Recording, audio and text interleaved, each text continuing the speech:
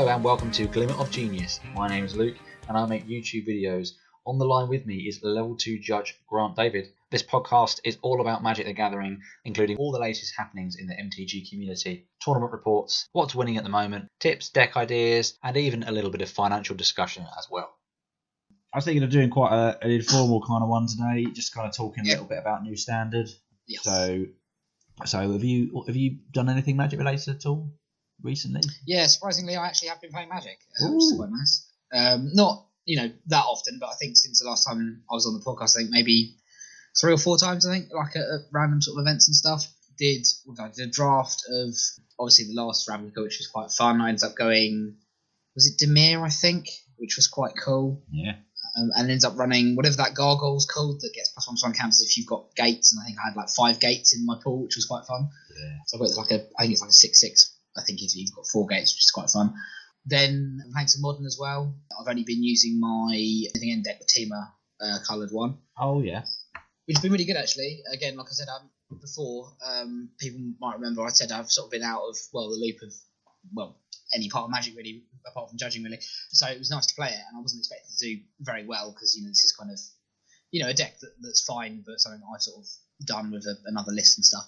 The 2 4-round tournaments we did over whenever I played, I think I came second both times, which was quite cool. Nice. But yeah, I don't know if you want to talk about decks later. No, let's go into it because I can't remember the last time we talked. I know we have talked at length about Living End and stuff. So what was the list? So I'll send you the list, and basically people that have played Living End before will know that normally it's Jund colours because that's just the colours it normally works in, and it was the ones that had the most cyclers and stuff. But of course, as of Amonkhet, we've got a few more ones, and also as foretold from Amonkhet as well, it means you can get and cast Living End from your hand, and it's fine. Well, before, of course, drawing Living End was a bad thing, so that's really changed how the archetype works. Yep. So, for those of you who don't know, Living End is one of the cards from Time Spiral, which is based on a very classic card, 1 for each colour, and when it's cast, which normally you have to suspend it for 3 turns, all the creatures in play die, basically, and the ones that were at the graveyard before that happened come back. So, cycle the cards out of your hand, kill everything on the field, and bring back creatures. And what I found was, which was quite surprising, is I like this deck, but I was always under the impression that, someone plays Rest in Peace, unless you draw your enchantment removal, you're basically just dead in the water. Yeah. And what I found actually was, with As Foretold, I was able to use Living End just as a board wipe, basically, because that obviously doesn't, Rest in Peace doesn't stop it from killing everything.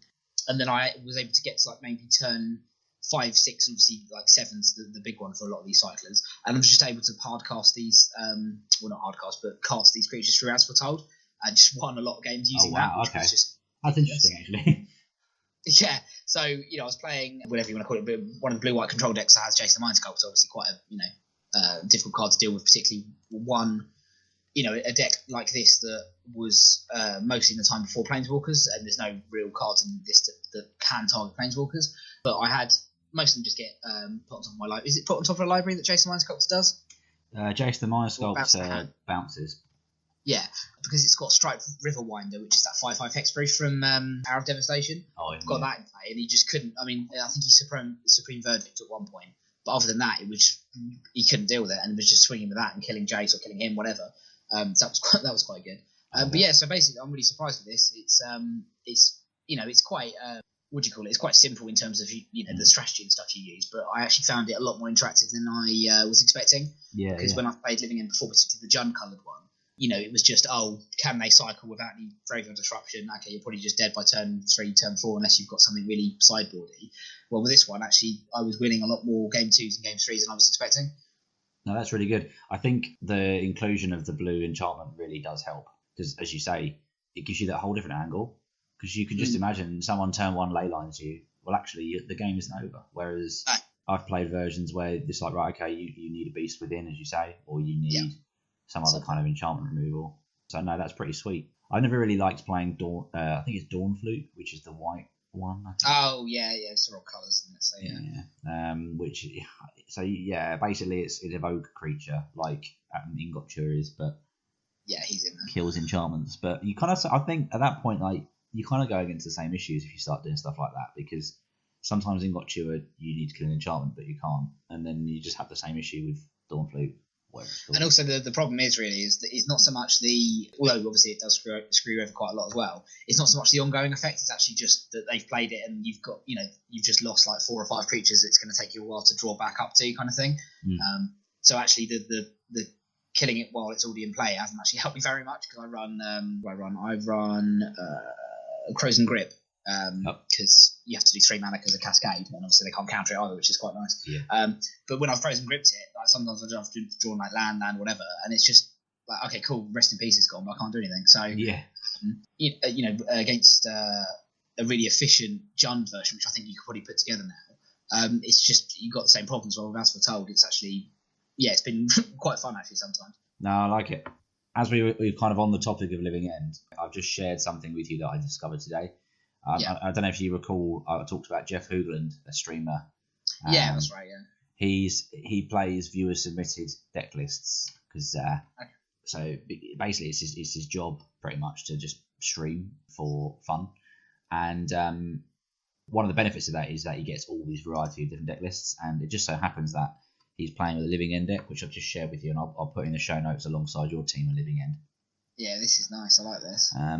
One thing the things that I liked about this, so this is basically Mardu. I mean, you've pretty much summed up what Living End's trying to do, but the way this cheats out Living End is 2 Kari Zev's Expertise and the new card, Electrodominance, which is the double red X spell, which does 2 damage to any target, I believe. Yeah, that's right, Yeah, 2 X damage to any target, but the bonus here is that you can cast any card from your hand for free that has the same converted mana cost as X. So in theory, you could cast Electrodominance as early as turn 2, choosing X as 0, and do a turn 2 Living End.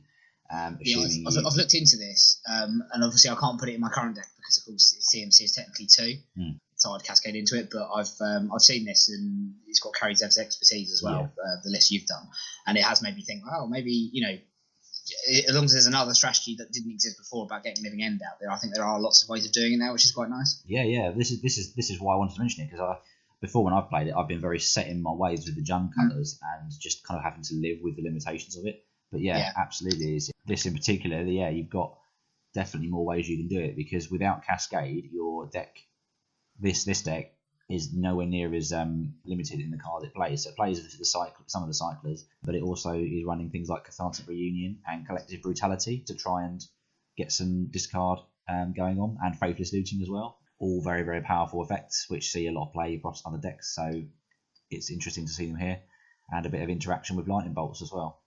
The other fun thing it does is plays a couple less cycling creatures and has 2 Dragonlords in there. So it's got Dragonlord Kolaghan and it's got Atarka World Render. I think Dragonlord Kolaghan is like a 6/5 or something, which gives all your creatures haste, and Atarka is another like very high powered and high toughness creature, which whenever a dragon attacks, it gets double strike. Also, I think it's worth mentioning Kolaghan's got the other ability, which is if they cast a creature or planeswalker with the same name, they lose 10 life. Is it? Yeah, off the top of my head, I thought it was any card, which would have been better, obviously, for bolts and counter spells and stuff. But yeah, when an opponent casts a creature or planeswalker spell with the same name as a card in his or her graveyard, that player loses 10 life. It obviously does include both players. Oh no, an opponent. Yeah, so it's just them. But yeah, that's quite nice. It's hilarious. Well, most modern decks run playsets and everything, don't they? So that's quite a nice deterrent, which I feel you'd get quite a few gotcha moments with. Yeah. Really cool. I didn't even realise that. I just thought he wanted a hasty double striking dragons, but that's also fun too. The hasty thing as well, because it's other creatures, not just dragons. Well, Atarka's one is just dragons only.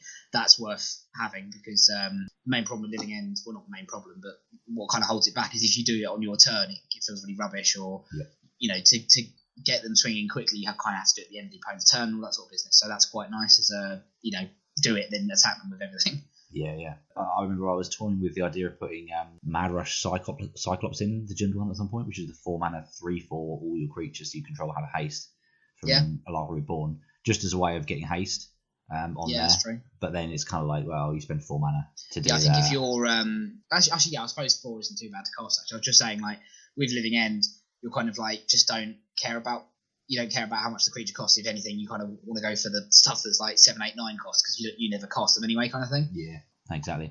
But yeah, there's some interesting takes on Living In there. I like it. So with Standard though, we've got a lot of new cards that have come in that are basically if you've been paying any attention to Arena or a little bit of MTGO, but mainly Arena, there's been so many different archetypes being thrown around. And what I'm getting out of this is there's so much potential with this new standard at the moment. There's so much that's viable. There is a consensus that, I mean, shocker, week 1 to 2 in standard, mono red is like really good. I mean, never had that happen before. But yeah, there is so many different things that we can do. So I just want to kind of get that really obvious elephant in the room out there first, and because that's basically what I've been playing a little bit on Arena, because I wanted something to jump into that was some of the new cards, and I haven't really had to use that many rare wild cards to build the deck. I was like, oh, okay, I've actually got this from a lot of the wild cards were just like commons and uncommons. So I was like, I'm just gonna build mono red, and this will give me some stuff to practice. So I kind of just, when I've had a bit of downtime, just half-heartedly playing mono red, and managed to get up to gold on the one-on-ones, which I don't think is overly hard to grind in this the one-on-ones. I don't know if you're familiar with the different formats you can play on Arena, Grant. No, I played it, I think, like literally the first few weeks it was around, and haven't been back to it since. But I've heard loads of people talk about it, and it's kind of got to the stage where it's resembling the kind of aspects I like about Hearthstone, just the whole like doing daily things and not having to put money into it and stuff. So I think, well, if it was to go onto like phone and tablet, I'd be straight onto it. But I think as it stands, I might still give it a go, but probably another little while, because I don't know if I want to get back in standard yet. But that's fair. I think with the whole tablet thing, I think given enough time, they will get there eventually. I don't think this is. I think they're realizing this is the way to go. So they did this streamer event as well recently, to kind of usher in the new standard, where they basically gave a whole bunch of people some streamer stuff and access to all the cards, and just said, right, just go nuts for the event. And they were basically just throwing new deck ideas out there.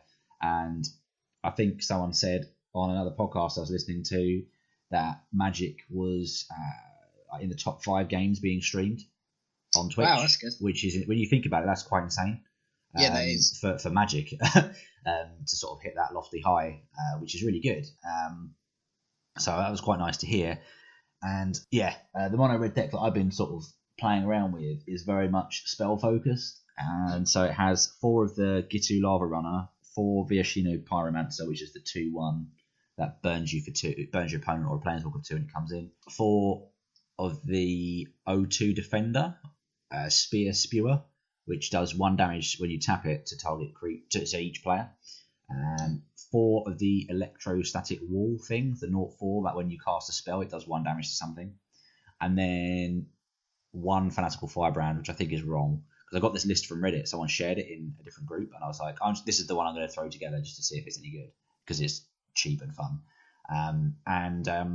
Then just like all the burn spells. So 4 Wizard Lightning, 4 Shock, 4 Skewer the Critics, 4 Browbeat, but not Browbeat, what's it called? I know. Risk Factor, and another burn spell, which I can't remember the name of, Lightning Strike. So literally just like all this burn.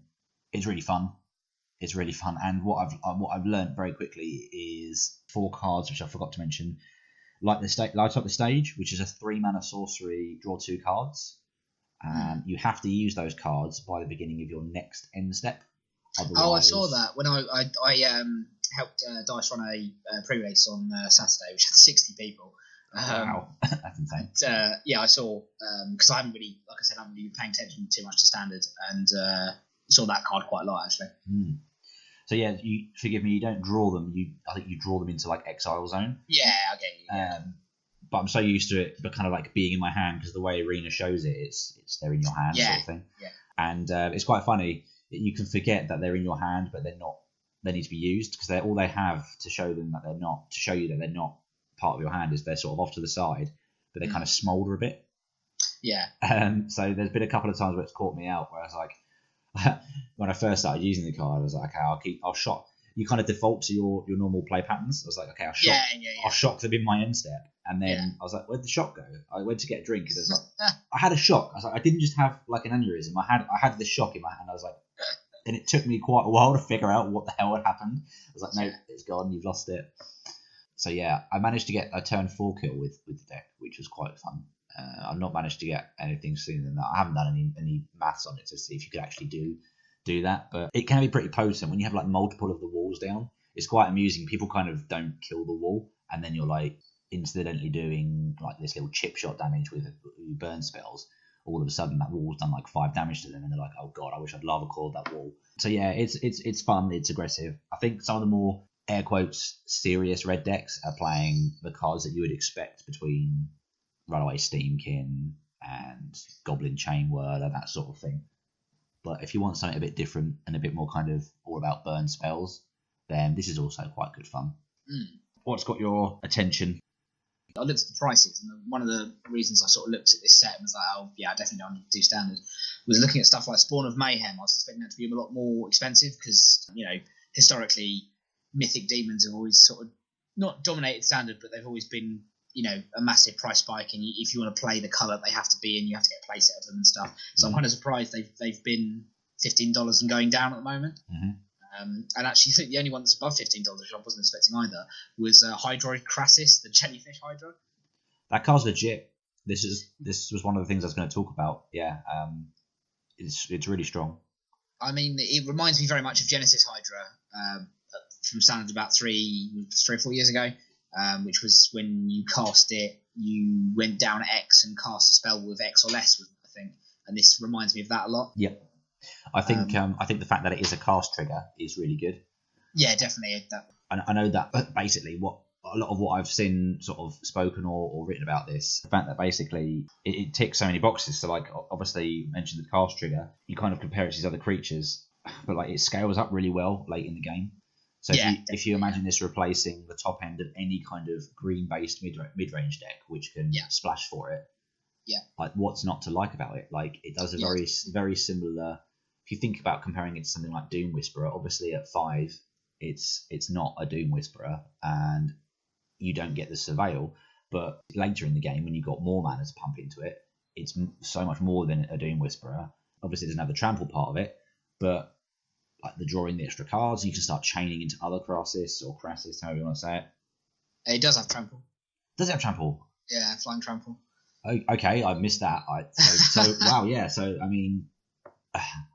Yeah, it's just really good. I was sitting there thinking, the most obvious thing that I could put it in was just kind of making Golgari a Sultai and just splashing for it. I like that. The thing is as well that strikes me as why, it's comparable or even better, particularly at the moment, is if red is going to be dominating as much as, it seems to be, at least initially. This is just better because you're gaining life, which is quite significant, and also with Doom Whisperer, you're effectively going to be paying life quite a lot.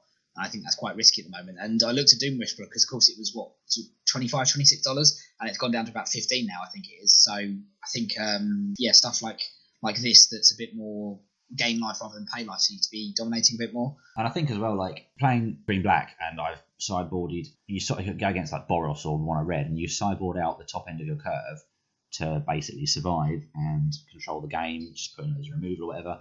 But you've got to kind of keep some amount of Doom Whisperers or something in to just once you have stabilised and you've got that top end threat. And I would want the Crassus like almost every scenario because just the fact that the Doom Whisperer, whilst the Surveil 2 is really good and is like a game winning effect, like just the fact that you don't have to hurt yourself to actually get value out of it is just really nice. And realistically, like a 3/3 or a 4/4 against the aggressive decks is, for all intents and purposes, it's not a million miles away from a 6/6. It's a significant blocker. Like, that's the main thing. Ideally, you want it as a 5/5, I suppose, just to get out of like lava coil range or whatever. But yeah, true. Even so, that's the other thing. Like against any kind of aggressive or mid-range deck, if they're boarding in, that's what you get a lot with against Boros is like they board in their Conclave Tribunals, or they just have Conclave Tribunals. You tap out to a Doom Whisperer and you get Conclave Tribunal. Yeah. At least with the Crassus, you've actually got value there out of. Yeah, definitely. Yeah, it's relevant. Yeah. And also gets around counter spells because, like you said, cast trigger. So that's really nice. Yeah, which is great. The other thing that I think people need to be aware of is Turbo Fog. Like, yes, saddens me to say, but it's actually probably quite good. And if you're not fast enough, then it'll just get you. I'm surprised by Jenny Coos. It's like $12 at the moment, because I saw that card and I was like, oh, that's really cool. Like, I want to do that in Commander, but it seems really fun. But that's never going to see standard play. And it's like, apparently, people want it, which is good. I love things that multiply and get bigger. It's just surviving standard. Sounds really cool. It's a sweet card, but yeah, I don't quite understand the hype. I'm not sure if that's just an initial thing and it will just get beaten down by going, okay, well, they just remove it and then you've got nothing apart from just a 2-2. So yeah. Another one that caught my attention, again, like I said, I'm not really the person to ask out of standard, but I don't think I've actually looked at all the commons and uncommons and stuff from Allegiance. I think I saw the early spoilers and was like, it doesn't matter. Was that Orzhov removal, final payment, white-black, destroy target creature as an instant, and then all you have to do as well is either pay 5 life or sacrifice a creature or enchantment. I think that's really, I quite like that, to be honest. I saw that in early lists for, what were they called? Basically, it was called Mardu Humans. So it was essentially a Judith, she Diva, Scourge Diva or something? Scourge Diva, yeah. Yeah, a deck based around that, and then the white 2-drop that poops out a creature whenever you cast a multicoloured spell. Yeah, I mean, also, if you're playing an Orzhov, you're probably going to have stuff of Afterlife, and sacrificing a creature and getting access to 2 mana instant removal in standard is, I think, very significant personally.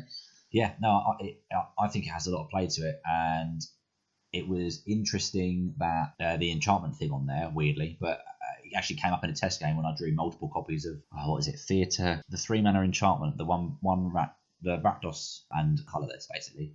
And it's the one where you exile a card every turn, and then you play that card if they lost life. So I had multiples of that, and I wasn't doing very well. So it's nice to actually be able to kill a thing by getting rid of that as well. Theatre of Horrors. Theatre of Horrors, which incidentally is also really, really good, especially in a low to the ground red-black. Similarly as well, Bedevil in Rakdos as well. I think 3 mana is fine in standard, because obviously like Hero Downfall and stuff was absolutely fine at the time. But double black and red, obviously I think, you could easily go 3 colours with it, but personally I think I wouldn't feel very comfortable relying on that if I was going 3 colours. So if I wanted to play that, I think I'd just want to have Rakdos colours. I agree. I think it's so flexible, it's really good. I've seen a couple of Rakdos mid-range decks as well, which is kind of creeping out, which are very much like the slightly older versions of the mono red kind of mid-rangey decks that were in before this rotation. So things like Treasure Map, Siege Gang Commander, that sort of thing, and they're just basically able now to play the more Rakdos style. And yeah, Bedevil is definitely really good there. I actually really think that cards like Bedevil and Mortify, which do reach out and kind of hit that enchantment or artifact, are going to be really useful. I think Mortify in particular, especially if Esper takes off, because Putrefy's in this as well, isn't it? Putrefy, yep. And I just think the ability to knock out cards like the Gruul enchantment and the Simic enchantment, and so Hadana's Climb, and I can't remember what the Gruul one's called, but the one that gives all your stuff riot basically and uncounterable.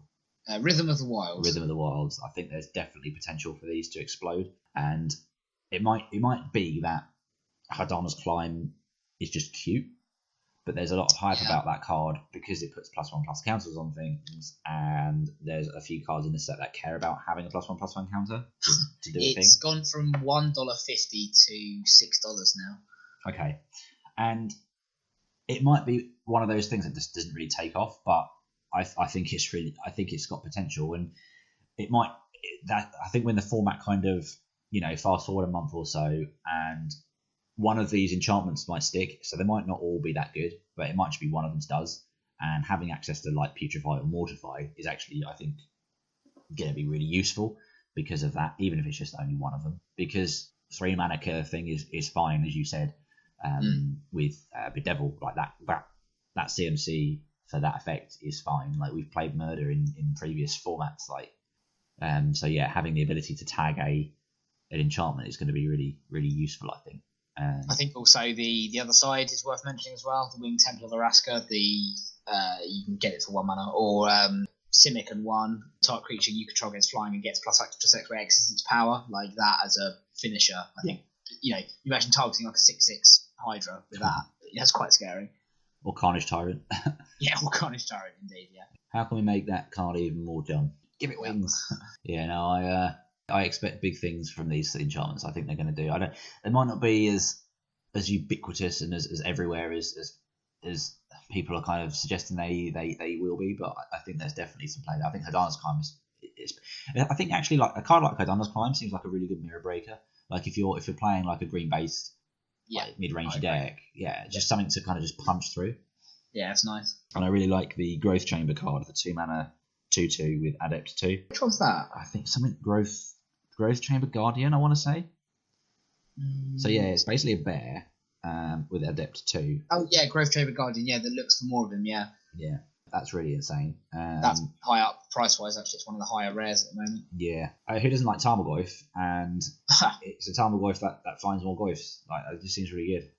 Yeah. Just seems really good. I mean, maybe the comparison to Tarmogoyf is a bit of a stretch, but you know, it's pretty. No, I like it. It's I think I like the so.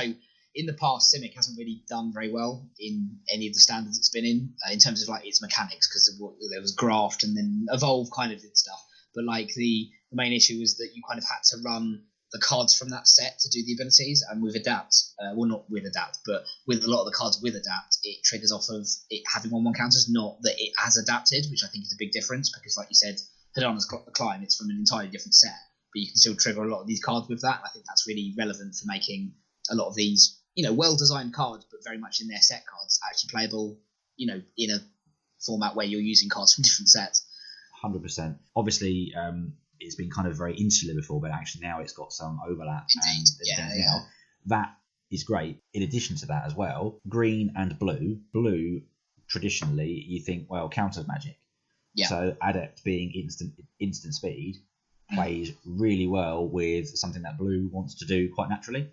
Yeah, which is play things at instant speed. So that in itself, I mean, even I was talking to Simon about this on the previous episode. Like Frilled Mystic is a good card with anything that you have like that you want to Adept. So if they don't play into your Frilled Mystic, you can then spend mana to Adept something. Yeah, I really like. I'm trying to think if I liked that. You know, I don't know what you want to call it, but the rotation of double color guild uncommons anyway. I really like the ones in this. Like I was almost tempted to go back in standard because of I really like the Sphinx one that's in Azorius, and Frilled Mystic's quite cool as well, and you know the Gruul giant card is just good as well. I really like those double color rotation cards. Me too. I seem to remember having an eye on the Rakdos one, which does like a mini flame tongue Carvu impression. Yeah, enters the battlefield, does 2 damage to target opponent and 2 damage to up to 1 type creature or planeswalker, which is quite nice. Yeah. There's definitely some application there. Should killing something with 2 toughness be relevant a lot? Also, with the guild mages that have always been a thing in Ravnica, like the original set, they were quite good because it was like 2 mana 2/2s, which was like not that common back then, you know, with abilities and stuff. The second rotation, no one really did anything with, apart from the Vizkopa guild mage that could do like an infinite combo with life and stuff. But looking at them this time, I quite like them. The Senate guild mage, the Azorius one, just 1 white tap for 2 life or 1 blue tap to loot is just good on a 2/2. And also the Simic one, where again 2 mana and tap. This turn, each creature you control enters the battlefield with an additional 1/1 counter on it. Of course, that works with stuff that wouldn't come with 1/1 counters anyway. Oh, okay, that's cool. Which is good. I had a lot of questions about that over the weekend because it's additional, but obviously it depends on the card. Yeah. And that you can move counters around as well. And again, just these guild mages actually look decent. Well, I feel like Return to Ravnica, you know, some of the abilities, I think all of them almost were like 3 mana or more, and like I think one of them had like a 5 or a 6 ability almost. You're just kind of like, no one's going to play that. But some of these actually look quite good, or at least like sideboardable. I think if you're playing Azorius, you know, running against red, the Senate guild mages might actually be just a nice thing to have in kind of thing. Are they relevant creature types as well? Or are they good? They're all humans, apart from the Senate one that's a merfolk. Yeah, no, they're just good though. Because I knew they were going to do another rotation of them, and it was like, you know, how many different ways can you do the abilities they're going to do? And like the Azorius, the Orzhov one, it's got one of the 5 mana abilities which does 2 damage to something, which I don't think is that great. But the 2 mana tap type creature with power 4 or greater, again, probably won't see it's playing standard, but again, that's just quite strong in limited in some sort of way. Yeah, definitely. I like the idea of doing a deck around Nikia of the Old Ways, the Gruul card where you can't play non-creature spells, but all your land taps for double. Ooh. Legendary rares, yeah. Is that actually a land, is it? No, legendary creature. Oh, okay. But no. When it's in play, it's just a 5-mana 5/5. You can't cast non-creature spells, but you're Gruul, so you probably don't care too much. No. But yeah, when you tap land for mana, you get double the mana. That's quite interesting, actually. Which, given that you've got big, scary stuff in Gruul, plays well with Krasis. What? Sorry. Yeah, it plays very nicely with Krasis if you go Teamer. Yeah, this is true actually. I don't know how it curves out properly, but then I really like. I want to see if what's it called? Growth Spiral is played at all, because I love the idea of doing something like that, because one of my favourite cards from the original Ravnica was called Coiled Oracle, and just fun land stuff is in Ramp, particularly if you're going 3 colours with this. I think it's just quite fun. I was actually toying with the idea of, because I don't remember, is it Drake's deck? Yeah. I was toying with the idea of Team of Drakes because of Growth Spiral. Nice. That's nice. Just the idea you can ramp out your Drakes, basically. Mm-hmm. Seems quite interesting. I mean, the deck is basically cantrips anyway. So yeah, I wasn't sure if that was just not worth putting that pressure on your mana base or not. But yeah, I don't know. But yeah, I think Growth Spirals, people are definitely going to play with it. It's going to be so good. Do you know if Simic Ascendancy is seeing any ideas or decks at the moment? What one's that? The 2-mana, so Simic enchantment. You pay 3 to put a 1/1 counter on something. But when you put a counter on something, you put a growth counter on that, and then if you have 20 growth counters on it, you win the game. If you have 20 growth counters on the one thing. On the enchantment, so you don't have to control creatures with that many counters. But when you do put a counter on something, even if it dies, it puts a counter on this enchantment. Does it have hexproof? No, so because I think this well, at the moment, the standard's got a lot more enchantment removal because of stuff like Putrefy or is it Mortify that does it? I can't remember, but a lot more removal than normal. So I don't think it would. But I always like alternative win cons like that in standards. My assumption would be if you put 20 counters on something and you still haven't won. Yeah, I mean, it depends what you want to do, because, of course they're going to be steadily getting rid of stuff, and if you've got things that come in with counters, or if you're moving counters around, that counts as putting a counter down. Okay. And it just strikes me as one of those things where if you were going with a Simic coloured deck where either you're playing a mirror, so it's really slow, or just slow in general, that's a thing that would be quite annoying to keep track of for your opponent's sake. Yeah. Actually, that's quite funny if there is a counter style deck. Bringing that in the mirror would be actually really funny. Yeah, there is one enchantment actually that I've got my eye on more so, and that is the 4-mana. I think it's Wilderness Reclamation. So your lands untap at your end step. Oh yeah. I saw that. Yeah, I like that one. Mm-hmm. So even when you play it, it's basically free. Yeah, no, I get what you mean. It's something that reminded me of Dictate of Karametra from Theros. Everyone taps their land for double, but it had flash. You had a turn of doing that, and that's the card that made Villainous Wealth the deck that I really enjoyed. Yeah. So I do like stuff like that. Yeah, I think it could be quite fun. Again, some sort of horrible turbo fog list might be the list that ends up using it. I think the way I look at that, when I first saw it, was like, okay, cool. So you've got open mana to do flash stuff or counters because you're probably playing in Simic. But of course, really, a lot of these Simic cards have static abilities where you can just mana. They've got mana sinks of some variety, and Simic always felt quite slow because of that reason. But with stuff like that, you can adapt a few times in your opponent's turn basically for free. That's very powerful, particularly if you're running that Ascendancy card as well. Exactly. Yeah.